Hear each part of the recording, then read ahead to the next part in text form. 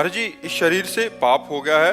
पति से द्वेष भावना के कारण मैंने पर पुरुष से संबंध बना लिए थे। अब मुझे बहुत जलन हो रही है, मैं पाप कर दिया महाराज जी, इस पाप का स्वीकार करती हूँ। बट अब यही तो आज के वातावरण में यही सब बातें फैल रही हैं। इसीलिए तो कहते हैं कहीं ना कहीं आप अध्यात्म से जुड़ी हैं, तभी आपके हृदय में जलन हो रही। नहीं, किसको जलन होती है? किसको जलन होती है? तो मनोरंजन माना जा रहा है आज के समाज में। पर अगर हो सके तो लौटो, अपने पति की तरफ भगवत भाव लाओ। चाहे जैसा पति हो, अंध बधिर क्रोधी अति दीना, ऐसे पति कर किए अपमाना, नारी पाव जमपुर दुख नाना, जो शास्त्र कहता है। अगर हमारा पति अंधा है, हमारा पति किसी अंग विहीन है, हमारा पति कमजोर है, तो भी हमें अपने पति का ही सेवन करना चाहिए, पर पुरुष का सेवन नहीं करना चाहिए। पति से द्वेष क्यों? अच्छा, आज की ऐसी स्थिति बनती जा रही है, अब पति दूसरी स्त्री से प्यार कर रहा है तो कहती लो फिर हम तुमको दिखाती हूँ, वो दूसरे पुरुष से प्यार कर रहे हैं। अब करे तो क्या करे? मतलब जब तक दोनों पक्ष नहीं संभलेंगे तब तक एक पक्ष को कैसे संभाला जा सकता है? अब पत्नी देख रही कि उसका पति जो है वो उसके सामने किसी दूसरी स्त्री को लेके घर आ रहा है, अब वो क्या करे? समस्या मतलब ऐसी समस्याएं पड़ जाती हैं कि कुछ अच्छी बच्चियां चलना चाहती हैं अच्छे से, लेकिन ऐसी परिस्थिति होती है, जैसे उसने कहा कि हम अपने पति के द्वेषवश, तो किन्हीं कारणों से द्वेष हुआ ना, तो उसको भी लगता है अच्छा तुम ऐसा कर रहे हो तो फिर हम ऐसा करके दिखाते हैं। लेकिन हमें लगता है हमें अपने चरित्र को पावन रखना चाहिए, चरित्र को दूषित नहीं करना चाहिए। अब भगवान की शरण में हो, नाम जप करो, नाम कीर्तन करो, आगे से ऐसी गलती मत करना। अगर पति के ऐसे आचरण हैं जिनके द्वारा आपको दुख पहुंचता है तो भले आप उस दुख को सह लें, लेकिन आप गंदा आचरण ना करें। हमें तो यही लगता है आप अपने जीवन को भगवान की शरण में रखकर पवित्र रखें, और अगर हो सके तो अपने प्यार से पति को वश में करें। ऐसा प्यार प्रस्तुत करें कि पति तुम्हारे अनुकूल हो जाए। ऐसा नहीं है, बहुत से बिगड़ेलों को स्त्रियों ने सुधार दिया, बहुत से बिगड़ेलों को सुधार दिया अपने प्यार के वशीभूत होकर। तो हमें लगता है हमें सुधरना चाहिए, गंदे आचरणों की तरफ हमें नहीं बढ़ना चाहिए। पति प्रेम ही भगवान की तरफ बढ़ा सकता है, व्यभिचार नहीं। व्यभिचार तो नरक ले जाएगा, पक्की बात समझ लो। पंडित विजय शर्मा जी अजमेर से। राधे राधे। राधे राधे महाराज जी। गुरुदेव, एक जिज्ञासा है कि शास्त्रों में आत्मा को नित्य, शुद्ध, बुद्ध, मुक्त एवं अनादि स्वरूप कहा गया है। यदि आत्मा अनादि है, उसमें कोई मल वासना या द्वेष नहीं है, तो फिर ये वासना, मोह, राग, द्वेष जैसे संस्कार उसमें कैसे और कब आए? हाँ, बच्चा जैसे स्थूल शरीर है ना, ऐसे एक सूक्ष्म शरीर है, फिर कारण शरीर है। कारण शरीर जो स्थूल और सूक्ष्म का निर्माता है, सतोगुण, रजोगुण, तमोगुण से उसकी सृष्टि है। कारण शरीर की त्रिगुणात्मिका माया के मिश्रण को ही कारण शरीर कहते हैं, जिसे स्वभाव कहा गया है। लेकिन जो सूक्ष्म शरीर है उसमें जो मन है, बुद्धि है, चित्त है, और चौथा जो अहंकार है, उस अहंकार में आत्मा भ्रमवश अपना मैंपन कर लिया, मेरापन कर लिया। बस इसी से उसको जन्म मरण की प्राप्ति होती है। अब वो अहंकार विमूढ़ आत्मा करता हमिति मन्यते, यद्यपि वो निर्लेप है, निर्विकार है, अकर्ता है, फिर भी वो मैं करता हूं, मैं भोगता हूं, मैं देखता हूं, ये अंतःकरण के अहम धर्म से युक्त हो जाने के कारण, अंतःकरण में ममत्व हो जाने के कारण, अंतःकरण के अहम में मैं हो जाने के कारण उसको दुर्गति या सदगति भोगनी पड़ती है। उच्च लोकों में या अधोलोकों में जाना पड़ता है। पुण्य कर्म करता है तो उच्च लोकों में जाता है, पाप कर्म करता है तो अधोलोकों में जाता है, और ज्ञान प्राप्त हो जाता है, कर्ता हो जाता है तो अपने स्वरूप में स्थित हो जाता है। समझ पा रहे हो आप? श्री शुक्ला जी अयोध्या जी से। राधे वल्लभ। गुरुदेव, आपके चरणों में कोटि कोटि प्रणाम। गुरुदेव, अंतरात्मा की आवाज और कामना जनित मन की आवाज को कैसे पता करें कि अंतरात्मा परमात्मा की आवाज कौन सी है विकट प्रतिकूल परिस्थिति में? जो अंतरात्मा शास्त्र प्रमाणित आदेश करे वो तो अंतरात्मा की आवाज है, और जो इंद्रियों को लेकर भोगों की इच्छा प्रकट करे वो मन की आवाज है। जैसे आप किसी स्त्री की तरफ हेरें तो अंदर से आएगा गलत है, क्योंकि शास्त्र आज्ञा करता है पर स्त्री की तरफ दोष दृष्टि से नहीं देखना चाहिए, तो अंदर से आज्ञा गलत है, ठीक नहीं है। अब आप अपने मन की आवाज सुन लिए लेकिन अंतरात्मा की आवाज नहीं सुनी तो आपकी दुर्गति हो जाएगी। अंतरात्मा की आवाज शास्त्र प्रमाणित होगी, मतलब सत्य होगी, मंगलमय होगी, पर उसको वही मान सकता है जो नाम जप करता है। कि नहीं, हमारा हृदय नहीं कहता मैं ऐसा करूं। और अगर कहीं भूल चूक से गलती हो गई तो जलेगा हृदय और दोबारा नहीं करेगा।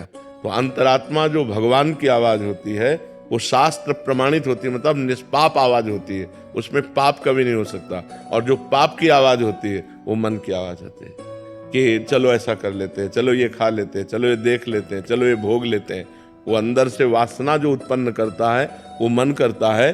और जो निर्वासनिक आवाज होती है, ये गलत है, वो परमात्मा की आवाज होती है। अंदर विराजमान परमात्मा सबके, वो उसकी आवाज होती है। तो ये जैसे विषम परिस्थिति में तुरंत पता नहीं चल पाता है, ऐसे प्रतिकूल परिस्थिति आई तो फिर तो प्रतिकूल परिस्थिति आई तो आप एकाग्र हो और परमात्मा से पूछो, उसी समय एकाग्र हो कि हे प्रभु मेरे अंदर प्रेरणा करो, मैं इस विपत्ति से कैसे निकलूं, या मुझे ऐसी सामर्थ्य दीजिए कि मैं इस विपत्ति को सह लूं।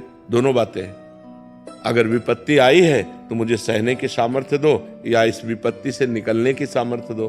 भगवान से प्रार्थना करो, जरूर वो अवश्य सुनेंगे और किसी न किसी रूप में। मान लो आप अंदर की बात नहीं समझ पाते हो तो बाहर से किसी न किसी रूप में आके आपको समझा देंगे। कोई शास्त्र की बात आ गई, कोई क्लिप संत के प्रवचन की निकल पड़ी, या अंदर से बात आ गई, या कोई व्यक्ति आके समझाने लगा, वो परमात्मा ही होगा जो आपको समझाएगा उस समय। विपत्ति के समय हमको एकाग्र होकर केवल भगवान का आश्रय लेना चाहिए। अगर भगवान का आश्रय लिया तो विपत्ति विपत्ति नहीं रह जाएगी। आदमी तभी आश्रय लेता है जब कोई आश्रय नहीं रह जाता। ये सबसे बड़ी गलती है।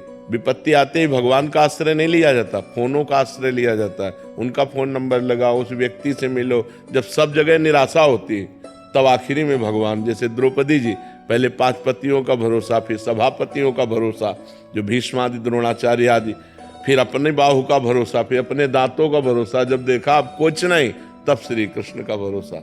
और जहां श्री कृष्ण का भरोसा वहां विपत्ति नहीं रहती। वस्त्र रूप में भगवान वस्त्रावतार हो गया, खींचते खींचते दुशासन हार गया, पर यहाँ से वस्त्र नहीं हटा पाया। इसलिए विपत्ति आते ही सबसे पहले हमें भगवान का सुमिरन करना चाहिए, भगवान से प्रार्थना करनी चाहिए। कमल शर्मा जी, गुरुग्राम से। राधे राधे महाराज जी। महाराज जी, किसी भी बात को जानने का और मानने में क्या फर्क है? श्री जी, जानने में बुद्धि प्रधान होता है, मानने में हृदय प्रधान होता है। जो बुद्धि प्रधान साधक होगा वो मानने पे नहीं होगा, वो तर्क की कसौटी पर कस करके फिर जान करके मानेगा, ये बुद्धि प्रधान। और जो भाव प्रधान है, हृदय प्रधान है, वो मान करके जान जाएगा अपने आप। हम किसी बात को जाने और उसे कैसे माने, जानते हैं? शास्त्र, तस्मात् शास्त्रम प्रमाणम ते। वो बात शास्त्र युक्त है कि नहीं, वो महापुरुषों द्वारा माननीय है कि नहीं।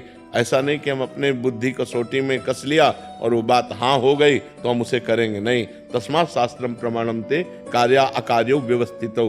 कार्य और अकार्य की व्यवस्था शास्त्र में की गई। शास्त्र और संत प्रमाणित बात है तो हम उसे मानते हैं, शास्त्र और संत प्रमाणित बात नहीं है तो हम जानने पर भी नहीं मानते हैं, क्योंकि हमारी बुद्धि अभी परमात्मा प्राप्त नहीं है, अभी अशुद्ध है, त्रिगुण माया के अंतर्गत है, सतोगुण रजोगुण तमोगुण के अंतर, त्रिगुणातीत नहीं। त्रिगुणातीत बुद्धि में न संशय होता है और न किसी और प्रमाण की जरूरत होती है, वो भगवत स्वरूप होती है। लेकिन जब तक त्रिगुण के अंतर्गत है तब तक हमें शास्त्र और संतों के वचनों का आश्रय लेना होगा कि हमारे अंदर जो बात आ रही है, जो हम बात जान रहे हैं, वो सही है कि नहीं।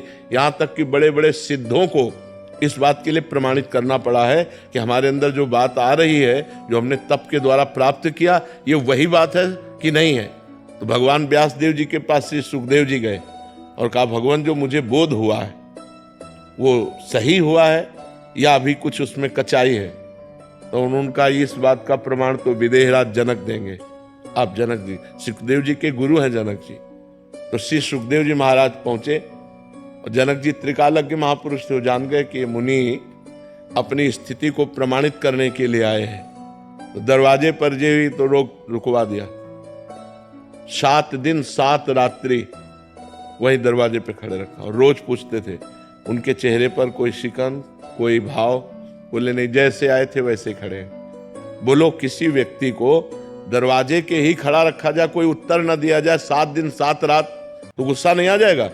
लेकिन वो बिल्कुल शांत रहे। 7 दिन के बाद उनको महल भेज दिया।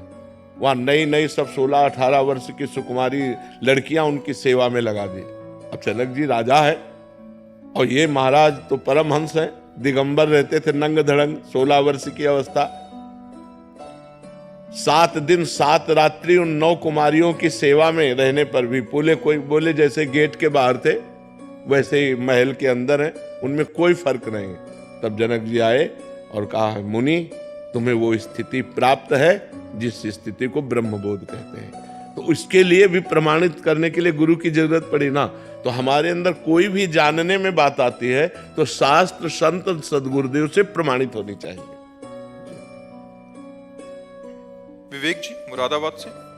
जी राधे राधे महाराज जी। महाराज जी, कर्म समर्पण में किन किन बातों का ध्यान रखना चाहिए? अनजाने में जो पाप हो जाते हैं, समझ नहीं आता समर्पित करें या नहीं। पाप नहीं तो लॉकर में कबाड़ जमा करोगे क्या? बैंक के लॉकर में कबाड़ थोड़ी जमा किया जाता है। सोना चांदी रुपया पैसा कीमती वस्तुएं जमा की जाती हैं। तो भगवान की बैंक में अगर कबाड़ जमा करोगे तो यही लौट के मिलेगा बहुत ज्यादा करके। तो जब पाप हो जाए तो हमें प्रायश्चित करना चाहिए। भगवान नाम कीर्तन करना है, गंगा स्नान करना है, या तीर्थों में भ्रमण करना है, या जैसे गजेंद्र मोक्ष का पाठ है, और भी भगवान नाम विष्णु शास्त्र नाम भगवान नाम है उनका गायन करो और शपथ पूर्वक कि ये जो गलती हो गई दोबारा हमसे नहीं होगी। पाप ऐसे नष्ट करो और जो पुण्य और अच्छे कार्य हैं वो भगवान को समर्पित कर दो। पाप कर्म नहीं होना चाहिए। बहुत अगर पाप कर्म जब समर्पित करोगे तो कई गुना बढ़कर उसका फल मिल जाएगा। तो इसलिए हमको नहीं, हमें पाप कर्म को नष्ट करना है। तो नाम संकीर्तनम यस्य सर्व पाप प्रणाशनम, भगवान के नाम का संकीर्तन समस्त पापों का नाश कर देता है। तो उस समय नाम संकीर्तन करो और ये नियम लो कि आज से जो गलती हुई वो हम दोबारा नहीं करेंगे। अब लो नशानी अब ना नशे हो, अब तक हुआ अब आगे नहीं करेंगे। समझ पा रहे हैं आप? कर्म समर्पण करते हैं, हमारी जो गलतियां हो जाती हैं मानसिक मुझे जैसी हो, तो गुरुदेव के चरणों में क्षमा करके समर्पण कर सकते हो। नहीं, मानसिक तो गलती का कोई प्रभाव नहीं पड़ेगा। कलिकर एक पुनीत प्रतापा, मानस पुण्य होई और नहीं पापा। मानसिक पाप हो जाता है तो कलयुग में उसे दंड नहीं मिलता है, लेकिन क्रिया ना होने पावे। और जो शारीरिक पाप है तो तुम्हें उपाय बताया ना, हाँ, इस स्तोत्रों का गान करके, नाम कीर्तन करके, व्रत उपवास करके, गंगा स्नान करके अपने पाप को नष्ट कर दे, उसे भगवान को समर्पित न करे। मुन्ना शंकर पांडे जी। जी। राधे राधे महाराज जी। महाराज जी, हमारे प्रिया प्रीतम तो कन कन में विद्यमान है, मगर फिर भी ब्रज संग ब्रजवासियों पर तो उनकी विशेष कृपा। अगर हम 3-4 दिन के लिए अगर वृंदावन धाम वास आते हैं तो अपनी प्रेम लक्षणा भक्ति को और प्रगाढ़ करने से ब्रजवासियों की मधुकरी मांग सकते हैं महाराज जी? विरक्तों के लिए ठीक है। गृहस्थ ऐसा कर सकते हो कि 500 रुपए की सब्जी, दाल, आटा, चावल, घी लेके उनको दे दिया, फिर एक दिन भोजन पा लिया। 100, 200, 500 की सामग्री ला के दे दी, फिर भोजन मांग कि आज हमको भोजन दे। वो नहीं तो विरक्त बाबाजियों के लिए मांगने का विधान है, गृहस्थ को मांगने का विधान नहीं है। अपनी कमाई का खाओ। अगर 100 रुपये का भोजन लिया तो 200-300 रुपये का हम सामग्री दे दी, ऐसे तो ठीक रहेगा। ऐसा शास्त्र जैसा शास्त्र माधुकरी वृत्ति, भिक्षा मांग, भीख मांग के खाना, ये संतों के लिए है, गृहस्थ के लिए नहीं। गृहस्थ को देना चाहिए। आप गृहस्थी में रहते हैं तो धाम आए, 4 ब्रजवासियों के घर 1-1 किलो आटा दे दिया ऐसा, और फिर 4 रोटी ले ली तो चलेगा, लेकिन ऐसे नहीं। समझ पा रहे ना? ऐसे नहीं। डॉक्टर मनीष शर्मा जी। महाराज जी, आप कह रहे हैं कि आप एक प्लास्टिक सर्जन हैं। महाराज जी, एक्सीडेंट और गंभीर रूप से जले हुए मरीज जिनका बचना असंभव सा हो जाता है, उनके उद्धार के लिए महाराज जी मैं क्या प्रयास कर सकता हूँ? नाम जप करते हुए और उनको नाम जप दे दिया कि औषधियों से तो आपका हम रक्षा नहीं कर पाए आपकी, लेकिन भगवान नाम 100, 200, 500 जो जपे वो दे दिए जाओ, ये तुम्हारा उसका पक्का मंगल होगा, पक्का मंगल होगा। भगवान का एक नाम भी अगर किसी को दे दिया जाए तो भारी पड़ जाता है। एक नाम भी रजिस्टर में, मान लो उसने तो जपा नहीं लेकिन हमने ट्रांसफर कर दिया, जैसे हम पैसे ट्रांसफर कर सकते हैं किसी को भी, अगर हमारे सरकारी बैंक में पैसे हैं तो हम किसी को भी ट्रांसफर कर सकते हैं। ऐसे पुण्य है, नाम जप है, भगवत आराधना है, अनुष्ठान है, हम किसी को भी ट्रांसफर कर सकते हैं। तो जैसे किसी जीव को देखा तो जितनी देर आपके समीप है, राधा राधा राधा राधा राधा, और हे भगवान मैं इतना राधा नाम जो जपा 5 मिनट 10 मिनट इस जीव को देता हूँ, तो वो पलट कर आपका मंगल करेगा आके। इसका भी तो कर्म, ये कर्म हुआ ना। जैसे आप कोई कहे कि यार इतनी मुश्किल से तो भगवान का नाम जपा जाता है और 100 नाम मान लो जपा, तो हम अपने लिए ना रखकर दूसरे को दे दिया, तो जो 100 नाम आपको लाभ देते वो तो 100 नाम भर ही लाभ देंगे, लेकिन संख्या 100 की जब नाम की आपको दूसरे को दान कर दी तो 1000 गुना बढ़कर वो पलट कर आपका मंगल करेगा। आकर के जरूर करना चाहिए। नाम जप ही भगवान का ऐसा है जो जीव का परम मंगल कर सकता है। माता जी ने कहा था मैं इसलिए भगवान का नाम लेके ऑपरेशन करने। हाँ बिल्कुल बिल्कुल बिल्कुल बिल्कुल। गिरजा शाह जी, राधे राधे महाराज जी। महाराज जी, मेरा प्रश्न है कि जब लोग कामयाब होते हैं तो ईश्वर को धन्यवाद देते हैं, पर जब लोग नाकाम हो जाते हैं तो ईश्वर को दोष देते हैं, तो महाराज जी इसमें क्या ईश्वर जी का? नहीं, न कामयाबी में और ना नाकामयाबी में, दोनों में ईश्वर की प्रधानता नहीं, कर्म की प्रधानता है। कर्म प्रधान विश्व रचि राखा, जो जस करे ताश फल चाखा। यदि पूर्व में पुण्य प्रबल है आपका और इस समय आपका प्रयास है तो आप सफल हो जाएंगे, और पूर्व में पाप प्रबल है तो आप चाहे जितना प्रयास करें असफल हो जाएंगे। इसमें ईश्वर का इस कर्म प्रधान विश्व रचि राखा, जो जस करे ताज फल चाखा। कर्म की प्रधानता रखकर विश्व की रचना ईश्वर ने की है। अब आप जैसा कर्म करेंगे वैसा आपको भोगना पड़ेगा। अवश्य में भोक्तव्यम कृतम कर्म शुभाशुभम। पुण्य और पाप रूपी कर्म को अवश्य भोगना पड़ेगा। तो असफलता, विपत्ति, दुख, उद्विग्नता, चिंता, डिप्रेशन, ये सब पाप का फल है। और जब हमारे अंदर पुण्य का प्रभाव आता है तो सफलता, आनंद, सम्मान, ये सब प्राप्त होने लगता है। चिंता नष्ट हो जाती है, हर्ष होता है। तो हम अच्छे कर्म करें, बुरे कर्मों का त्याग करें। तो वर्तमान में जब हम अच्छे कर्म करेंगे तो पूर्व में जो पाप कर्म वो हमें भोगना पड़ेगा, अच्छे कर्म करते हुए भी। अब हमारा अच्छा कर्म चल रहा है, पूर्व का पाप कर्म चल रहा है, तो हमें दुख मिलेगा, लेकिन वो जब नष्ट हो जाएगा और ये कर्म लागू होगा तब हमें बड़ा सुख मिलेगा। तो इसलिए वर्तमान के दुख सुख को न देखते हुए हमें अच्छे आचरण करने चाहिए। हमें शास्त्र सम्मत पुण्य में, धर्म में कार्य करना चाहिए।